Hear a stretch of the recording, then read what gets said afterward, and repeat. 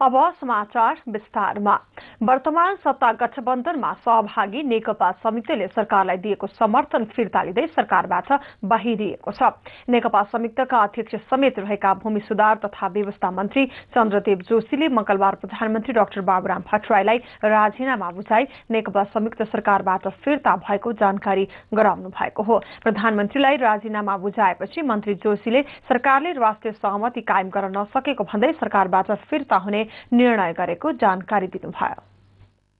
विकासको लागि बाटो खोज्नको लागि जुन भूमिका हुनुपर्ने हो एउटा सहजकर्ताको भूमिका सरकारको तर्फबाट हो, त्यसमा मलाई चित्त बुझेन नबुझे हामीले तपाईँको यो भोलि एउटा भनौँ न धुरी खडा गर्दै जाने प्रक्रिया ठिक हुँदैन भनेर पहिले यसबाट आफूलाई अल्झाइदिनु सहमतिको आधार र शब्दावली बाहेक अर्को रकम अझै पनि अब त्योभन्दा यता भयो भने चाहिँ एउटा कुरा कतै कतै खेलमा टाँसिएको जस्तो देखेर अन्य पनि उत्पन्न हुन्छ र यस तर्फबाट जुन तपाईँको केही सकारात्मक दबाव खडा गर्न सकिन्छ कि भन्दाखेरि त्यो पनि अवस्था नरहेको हो। उहाँले अध्यादेश लगायतका विषयमा आफूले पटक पटक विमति राख्दा पनि कुनै सुनुवाई नभएकोले सत्तामा टाँसिरहन उपयुक्त नभएकोले पनि राजीनामा दिएको स्पष्ट पार्नुभयो। पछिल्लो समय विवादास्पद सहसचिव नागेन्द्र झालाई प्रधानमन्त्रीको ठाडो आदेशमा जोशीको मन्त्रालय अन्तर्गतको नापी विभागको महानिर्देशक बनाएको प्रति पनि मन्त्री जोशीले असन्तुष्टि जनाउँदै आउनु भएको थियो।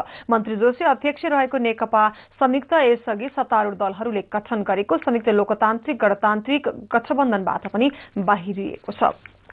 एकीकृत नेकपा माओवादीका अध्यक्ष पुष्पकमल दाहाल प्रचण्डले संविधान सभा पुनर्स्थापना वा नयाँ निर्वाचनमा जाने भन्ने विषयमा आज टुङ्गो लाग्ने बताउनु भएको छ। पार्टी कार्यकर्ता प्रशिक्षण कार्यक्रम उद्घाटनका लागि भोजपुर पुग्नुभएका अध्यक्ष प्रचण्डले पत्रकारहरूसँग कुरा गर्दै ताजा जनादेशका लागि निर्वाचनमा जाने वा संविधान सभा पुनर्स्थापना गर्ने विषयमा आज अपराह्न बस्ने दलहरूको बैठकले टुङ्गो लगाउने बताउनुभयो। उहाँले आफू र आफ्नो पार्टी छोटो समयका लागि संविधान सभाको पुनर्स्थापनाको पक्षमा भए पनि अन्य दल राजनीतिक निकासका लागि निर्वाचनमा जानुपर्ने पक्षमा रहेको बताउनुभयो। संविधान सभा विघटन देश र जनताका लागि दुर्भाग्यपूर्ण भएको भन्दै अध्यक्ष प्रचण्डले संविधान सभाको सबैभन्दा ठूलो दलको अध्यक्षको हैसियतले संविधान सभा विघटनको जिम्मेवारी आफ्नो पार्टीले लिने बताउनुभयो। सहमतिका लागि छलफलमा फेरि बस्ने सहमति। प्रमुख दलहरूबीच भएको लगातारको बैठकपछि नेताहरूले दिने अभिव्यक्ति प्राय यस्तै हुन्छ। त्यसको दिन पनि छलफलमा जुटेका दलहरूबीच फेरि अर्को सहमति भयो। सहमतिका लागि आज फेरि छलफल गर्ने।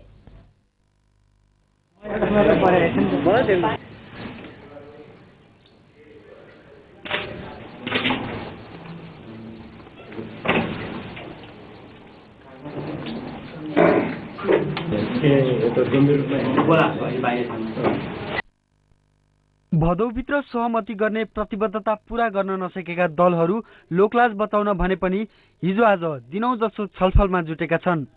तर सहमतिका लागि उनीहरूको सार्थक प्रयास 20बाट 19 भएको छैन। मंगलबारको बैठकपछि यस्तै खुलस्त भनाइ राख्दै थिए एमाले उपाध्यक्ष वामदेव गौतम।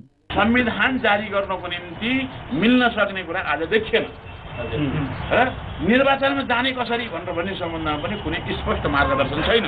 कुनै पनि दल कुनै पनि विषयमा स्पष्ट नभएकाले अझै गृह कार्यको जरुरी छ भन्छन् उपाध्यक्ष गौतम। हामीले फेरि आफ्नो आफ्नो पार्टीभित्र बसेर छलफल गरेर हामी चाहिँ भोलि बस्ने भनेर भनेका छौँ। एकीकृत माओवादीका प्रवक्ता अग्नि सापकोटाका अनुसार नमिलेको चुरो कुरो राजनीति हो।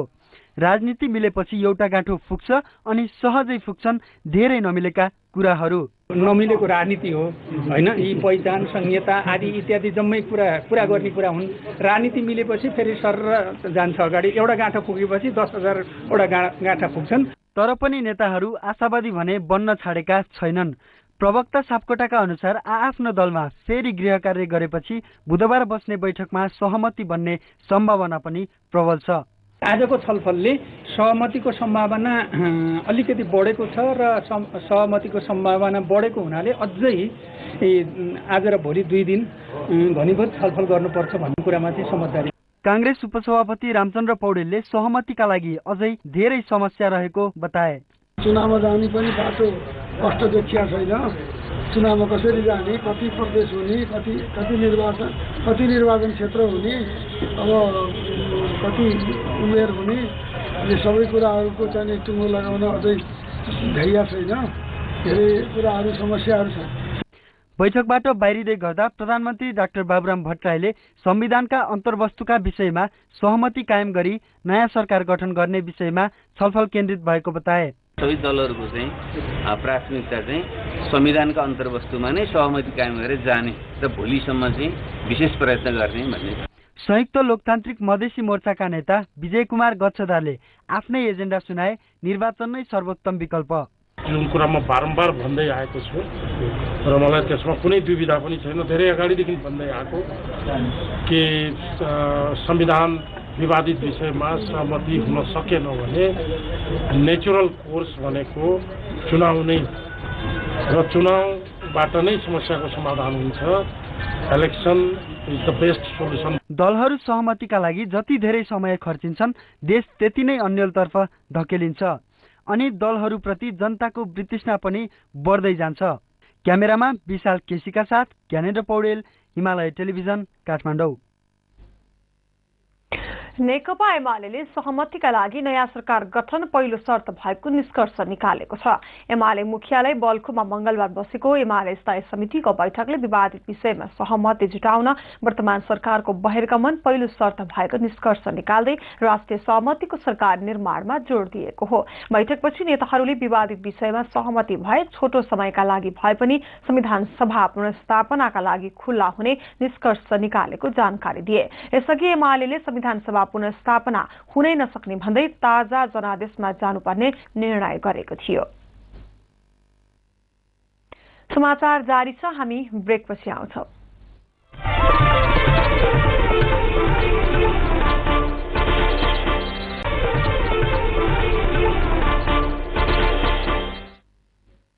ब्रेकपछि पुनः स्वागत छ। अब बाँकी समाचार। परोपकार प्रसूति तथा स्त्री रोग अस्पतालमा शल्यक्रियाका क्रममा संक्रमण भएपछि कान्तिपुर अस्पताल भर्ना गरिएकी एक महिलाको मृत्यु भएको छ। अन्य बिरामीहरूको अवस्था पनि थप जटिल बन्दै गएको छ। मृतक तथा बिरामीका आफन्त आक्रोशित बनेका छन्। काठमाडौँ सुब्दाटार निवासी 26 वर्षीय लता गुरुङ गत बिहिबार परोपकार प्रसूति गृहमा उनले शल्यक्रिया गरी छोरा जन्माएकी छिन्। शल्यक्रियाबाट छोरा जन्माएकी गुरुङ मंगलबारबाट भने यो संसारबाट सदाका लागि बिदा भइन्। थप उपचारको लागि काठमाडौँको तिनकुने स्थित कान्तिपुर अस्पतालमा उपचारका क्रममा उनको मंगलबार बिहान 9 बजे निधन भएको हो।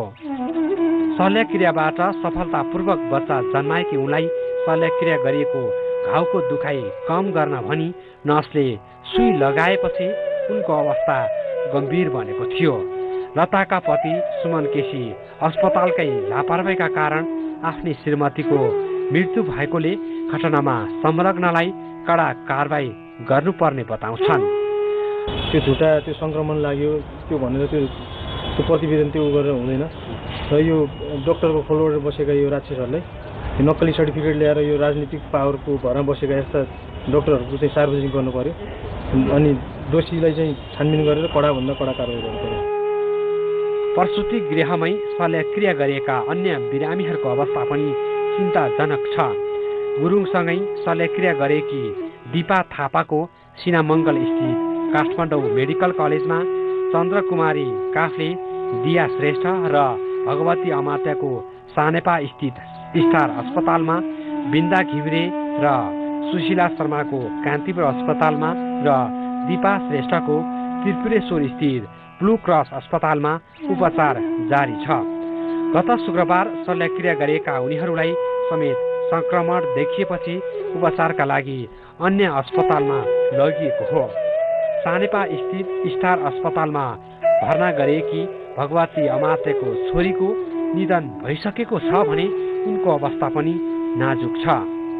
मैले बारम्बार 8 घण्टा 1 घण्टाको फरकमा हेर्न जाँदा कहिले नर्स नभेटिने डाक्टर नभेट्ने हुँदा फर्केर आउँथेँ। म जाँदाखेरि पछि 8 बजे टाइममा जाँदाखेरि 8 बजेको टाइममा जाँदाखेरि उहाँहरूले भन्नुभयो कि तपाईँको बच्चा चाहिँ मरिसकेको छ। 8 बजे मा डेट भइसक्यो हो भनेर उहाँले भन्यो। त्यसपछि हामीले कुरा गरेको थिएँ। यस्तै गर्दा गर्दै मेरो बिरामी मैले मेरो आफ्नो श्रीमतीलाई बच्चा मरेको भनेर भन्न सकेन। सिनामङ्गल स्थित काठमाडौँ मेडिकल कलेजमा रहेकी भक्तपुरकी दिपा थापा 6 दिनदेखि बेहोस थिइन्। बिरामीहरूको अवस्था नाजुक बन्दै गएपछि मृतक तथा बिरामीका आफन्तहरू शोकाकुल त बनेका छन् नै, अस्पतालप्रति आक्रोशित समेत बनेका छन्।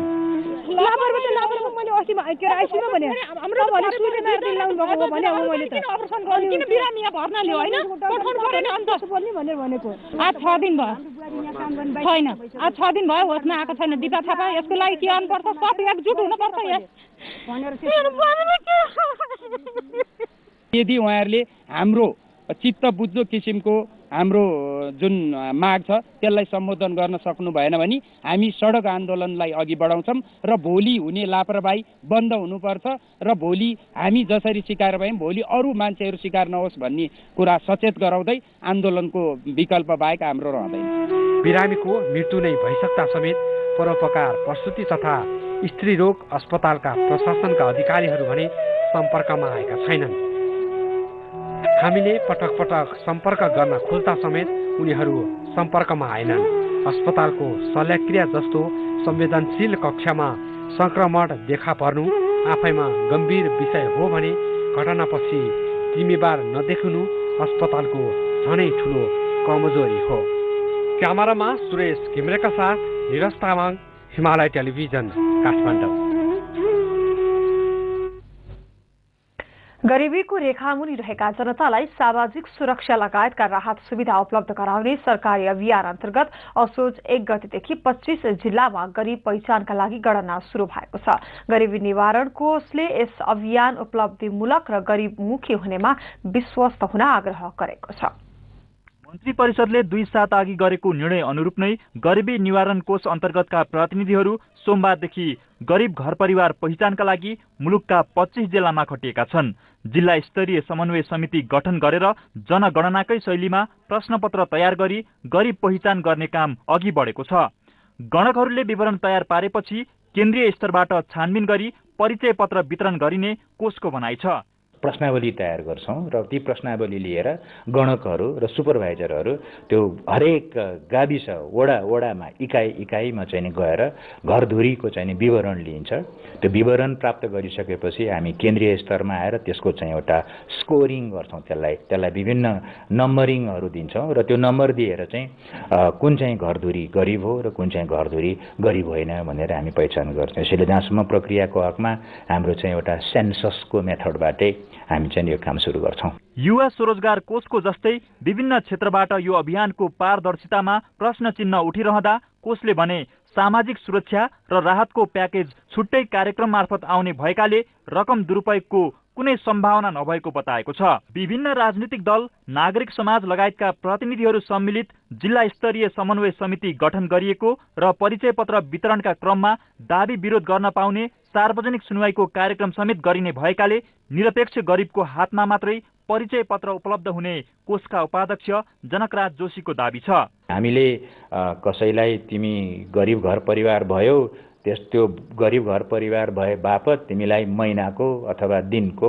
वर्षको हामी यति रकम उपलब्ध गराउँछौँ भनेर हामी त्यसरी आउने होइनौँ। हामी त कार्यक्रम मार्फत आउने भएको हुँदाखेरिमा हामीले त्यसरी रकमको दुरुपयोग हुने भन्ने सम्भावना देखिँदैन। हामीले प्रक्रिया निर्धारण गर्दाखेरिमै रकमको दुरुपयोग नहोस् भन्नेतर्फ हामीले अत्यन्त सचेतता चाहिँ अपनाएका छौँ। सन् 2010-11मा गरिएको नेपाल जीवनस्तर सर्वेक्षण अनुसार सरकारले प्रति व्यक्तिको प्रति वर्षको आम्दानी 19,261 रुपैयाँ भन्दा कम भएका व्यक्तिहरूलाई निरपेक्ष गरिबीको रेखामुनि रहेको जनता भनेर परिभाषित गरेको छ। गरिब पहिचान भइसकेपछि अब खेलकुद समाचार।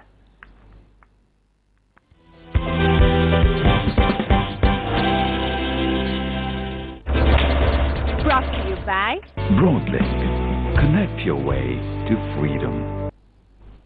श्रीलङ्काको कोलम्बोमा सुरु विश्वकप 2020 अन्तर्गत आज अन्तर्गत भएको खेलमा आयोजक श्रीलङ्काले जिम्बाब्वेलाई 82 रनले पराजित गरेको छ। 182 रनको लक्ष्य पछ्याएको जिम्बाब्वे 100 रनमै सीमित भएपछि श्रीलङ्काले खेल जितेको हो। जिम्बाब्वेका तर्फबाट हैमिल्टन मस्काजेटले सर्वाधिक 20 तथा एल्टन चिगुम्बुराले 19 रन बनाए। बलिङतर्फ श्रीलङ्काका जनता मेडिन्सले 6 विकेट हात पारे। म्यान अफ द म्यान मेडिन्सले ओभरमा 2 ओभर मेडन राख्दै 8 रन बनाएका थिए। उनको घातक बलिङ सामु जिम्बाब्वे 17.3 ओभरमै 100 रनमा सीमित भएको थियो। अर्का बलर जीवन मेन्डिसले 3 विकेट लिए। यसअघि टस हारेर ब्याटिङका लागि ओर्लेको श्रीलङ्काको निर्धारित 20 ओभरमा 4 विकेट गुमाउँदै 182 रन बनाएको थियो। कुमार सांगाकाराले 44, जीवन मेन्डिसले 43 तथा तिलक रत्ने दिलशानले 39 रनको योगदानसँगै श्रीलङ्काले जिम्बाब्वेलाई 183 रनको लक्ष्य प्रस्तुत गरेको थियो। प्रतियोगिता अन्तर्गत आज पहिलो खेल अस्ट्रेलिया र आयरल्याण्ड तथा दोस्रो खेल भारत र अफगानिस्तान बीच हुनेछ।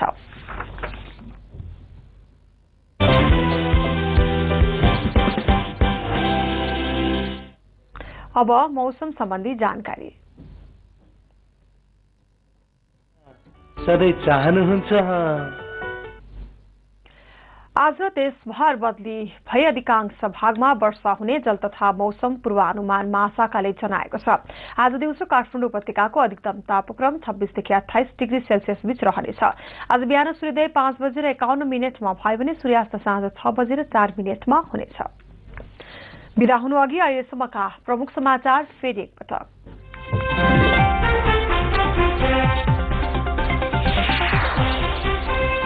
राष्ट्रिय सहमतिका लागि प्रधानमन्त्रीले भूमिका निर्वाह नगरेको भन्दै भूमि सुधार मन्त्री चन्द्रदेव जोशीद्वारा राजीनामा, नेकपा संयुक्तले सरकारलाई दिएको समर्थन पनि फिर्ता। नयाँ चुनाव वा संविधान सभा पुनर्स्थापना भन्नेमा आजसम्म टुङ्गो लाग्ने प्रचण्डको भनाई। मधेसी मोर्चा सहित प्रमुख 3 दलको बैठक आज पनि बस्ने। प्रसूति गृहको संक्रमित शल्यक्रिया कक्षमा शल्यक्रिया गरिएकी एक महिलाको मंगलबार उपचारकै क्रममा मृत्यु। अन्य बिरामीहरूको अवस्था पनि चिन्ताजनक। र श्रीलङ्कामा सुरु T20 विश्वकप क्रिकेटमा श्रीलङ्काद्वारा जिम्बाब्वे 82 रनले पराजित। आज अस्ट्रेलिया र आयरल्याण्ड तथा भारत र अफगानिस्तान भिड्ने।